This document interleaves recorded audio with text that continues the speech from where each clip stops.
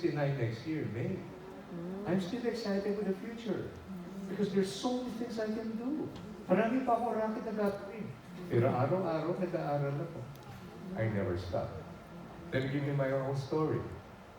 Sumikat ako sa larangan ng business, jeans.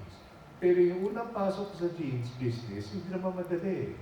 Tagabihis ako ng mannequin sa show window. Doon ako nag-umpisa. Pero ba tayo mga tiga Cebu rito? Cebu? Wala. Cebu. Ang binibihisan ko tindahan nung araw, Rosita Puente, Rosita Colon, Casini. Anybody from Bacolod here? From Bacolod, ang binibihisan ko, Big Ben Bazaar. Saka yung Boston Bazaar. Yan. Yun ang trabaho ko. Pinagtatawanan ako nun eh. Sabi nga, ang problema sa show window, transparent. Kaya dumadaan yung mga klaseng mga bugoy sa college. Sabi, hindi ba yan ang scholar natin? Kaya ayaw ko maging scholar. Kita mo ang trabaho niya, oh. Bading, ginagawa yung mga magana. Ito naman na nasa akin. Mga buwisit kayo, sabi ko. Hindi, buhay ko naman to eh. Kung magkikinig ako sa inyo, wala mangyayari sa buhay ko. Dito ako mag-uumpisa. Pero kailangan mag-level up ako. Nung araw, wala namang social media, walang podcast, walang YouTube. Libro. Si Ilocana. Tandang-tanda. Kapisahan ba yung sikat na supermarket sa Manila for Unimart? Yes. Ito, dala-dala ko, napapasok na ako sa favorite aisle ko. Ito yung mga nagbebenta ng snacks. Ang favorite snacks ko nung araw, Jack and Jill potato chips. Ang favorite naman po niya, Clover chips. Remember? So papasok, hinilaban man ako, sweetheart, huwag na muna. Next payday na lang kasi baka snacks lang? Potato chip, di na namin kaya. Tinanda ko yan. Nagalit ako dun eh. Kaya sabi ko sa sarili ko, hindi na po pwede itong pinalalim. Kung kailangan mag-level up na ako. So, the only way I can level up is through reading books. So, hihingi ako ng permission. Sweetheart, I need money to buy a book. Books at that time cost about 600 to 800 pesos. Snacks, just a few pesos. Labas siya ng pera. Ngunit, siya naman ang magsasacrifice. Kaya importante sa mag-asawa, yung sumusuporta ka sa vision sa isa. As long as it's not illegal, it's not immoral. Napaka-stable po ng mga anak pag nakikitang matibay ang pagmamahalan. Alam mo, yan ang isang advantage pinagmamalagi ko sa Pinoy na hindi kuha ng taga-ibang lahi. Hindi na naintindihan. Hindi nila naintindihan that the Filipino is willing to sacrifice themselves, leave their family behind, work under the scorching heat of the summer sun during the Middle Eastern time when they were constructing airports and buildings. Diba? So that they can feed their family. Correct? Yes. And because they love their family so much, they leave their country, they go to another country, then they have other families as well. Ano ba yan? Hindi mo maintindihan. So, why? Loneliness is a real thing. But then, pagdating sa negosyo, meron kami tinatawag na you have to understand cost and benefit. Itong benefit na nakukuha ko, panandalian. Itong cost nito, family ko. Alin ba ang mas matimbang? Kung when we engage in critical thinking, we will not begin to say, wala. It's not worth it. Itong benefit na kukuha ko, yung patong age, patong mga kasugal-sugal, paporno-porno, hindi ko na talo eh. Talo. So in the long run, 12 years has passed by. Ang bilis. Kasi you can lose your energy. You can recharge. Energy is renewable. You can lose your money. You can re-earn. Money can be re-earned. You can lose your attention, but you can focus. You can lose everything else. But when you lose time, time is irredeemable. Yes. Time is the only resource that is non-renewable. Yes. 12 years, wala na. Tapos. So, very, very quickly, let me just share with you what we gotta do. 5 resources you need to manage correctly. Number 1, your attention. Focus ka, huwag kang mapag-distracted. Ito nakakatuwa. Kapag tama ang ginagawa mo, at alam ng mga kaibigan mo, tama ka, at may patutunguhan ka, Minsan, yun din mga yun ang magdi-distract sa iyo dahil hindi sila makapapayo na ikaw ay aasesuhan sila hindi. True. Sila mag-i-istorbo. Wala mangyayari dyan, pare. Dapat ikaw ay katulad namin, mga loser. Di ba? Masaya-saya ng loser eh. Diba? Kaya, iisipin mo, ano kung ang trabaho ko, trabihis ng managin, hindi naman wala namang hanap buhay yung nakakahiya. Hindi ka naman nagnanakaw. Yes. Sa kailangan na sinasabi mo, walang pakialam yan sa buhay ko to eh. Sa pamilya ko, alagaan ko. So do not be distracted. You have to maintain your focus on doing the things that would add value to your success. There's no other way.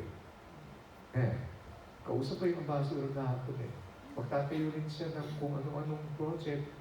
Kaya, training.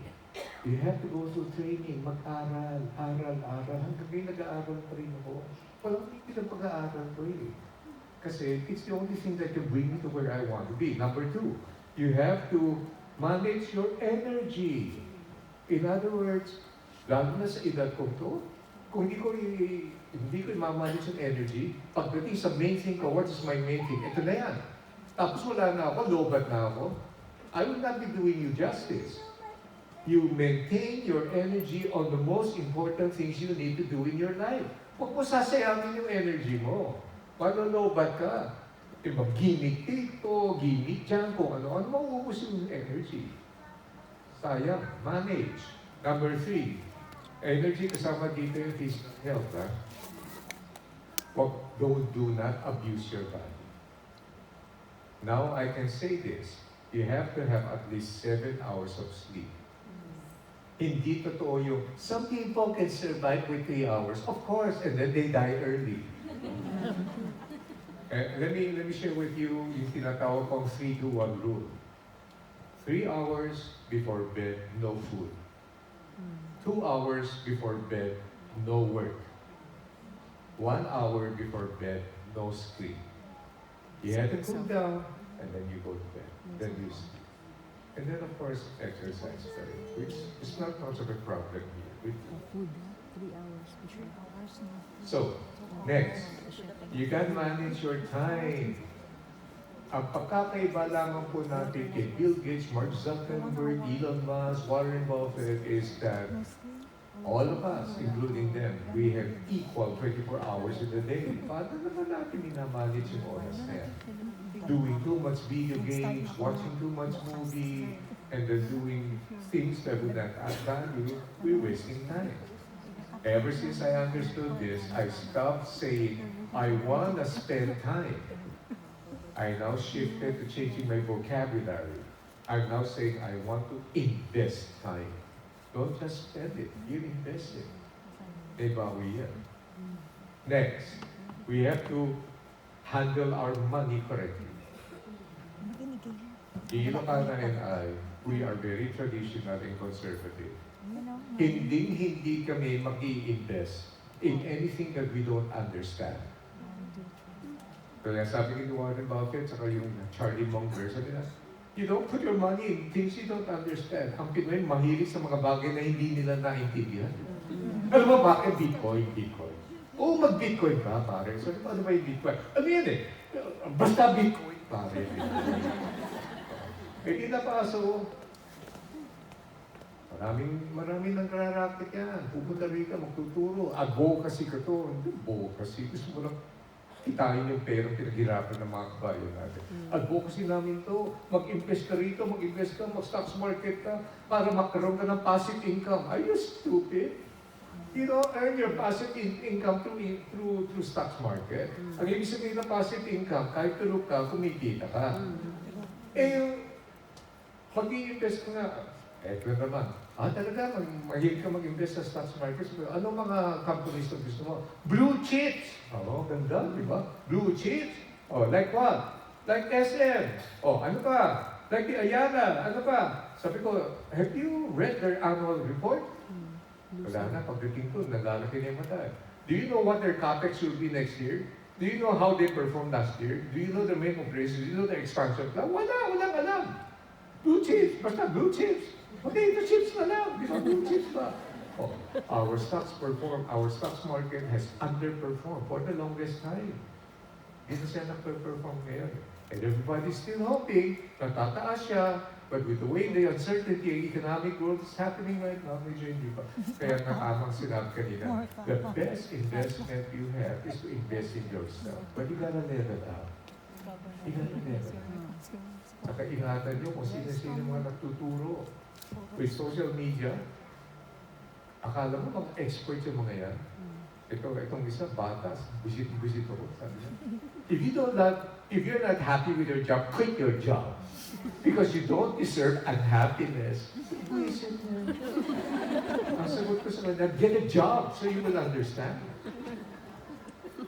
Conservative kami.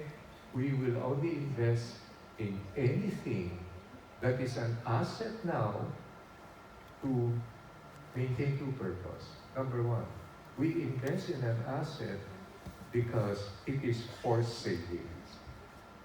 Kasi pag hawak ko yung pera, baka mawala yan.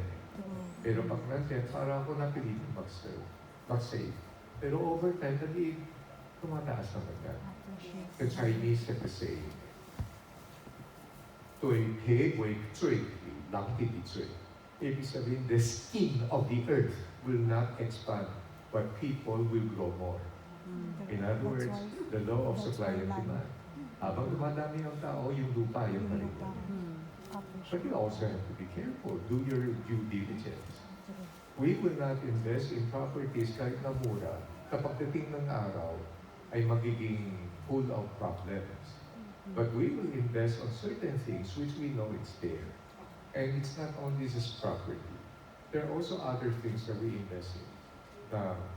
We have diversified our investment. Pero everything starts with saving. Marunong muna kami mag-save. Kasi bakit invest? Wala ka naman saving. Secondly, bago ka mag-save, bayaran mo muna yung utang mo. Sino gustong yumaman? Taas kamay. Sino sa inyo mayaman na? Taas kamay. Sino sa inyo maraming utang? Taas kamay. We need more time than 10 minutes. Mali. Ang utang ay a terrible master. Hindi ka makatulog niya. Kaya ang aking turo, alam mo yung mga uniform personnel natin, yung mga sundalo, yung mga Marine, Army, Bombero, Warden, tinatrain ko yan sa money management. Academy, Philippine National Police Academy in Silang, Cavite. Ito yung mga kadete mag-graduate na. Tinanong ko sila diba 30,000 ang starting salary mo ngayon? Yes. Libre pagkain, libre tirahan, libre minimum lahat, libre wala akong gusto. Yes, sir. Sino sa inyo may utang? Kami nagtaas. Maybe yung utang nila ay utang ng mga magulang na binabayaran. Alam mo, sabi ko sa kanila, ayusin na yung utang na yan. May 30,000 kayo. Kung hindi mo kayang ayusin yan at hindi kayo marunong umawag ng pera, next year, lalabas na kayo sa academy, 100% corrupt kayo na. Make sense? Yes. You know, how to handle your money 100%, you will become corrupt policemen. And our society will not get better. Pera eh. It's money. Pasalamat kami, napaka-cute din ni Mrs. Pera. Yung bunso ko yan, nagko-complain. Allowance lang. Allowance, ha? Di ba expected yung allowance? Bago siya bigyan ng allowance, pinapapresent pa niya yung business case kung saan napunta yung allowance last month. Mas mahigpit pa raw siya kaysa COA, Commission on Audit. Now, just a couple of things more. How much more time do I have? Okay na? Okay na kita, ha? Yes. So, bibilisan natin. Let me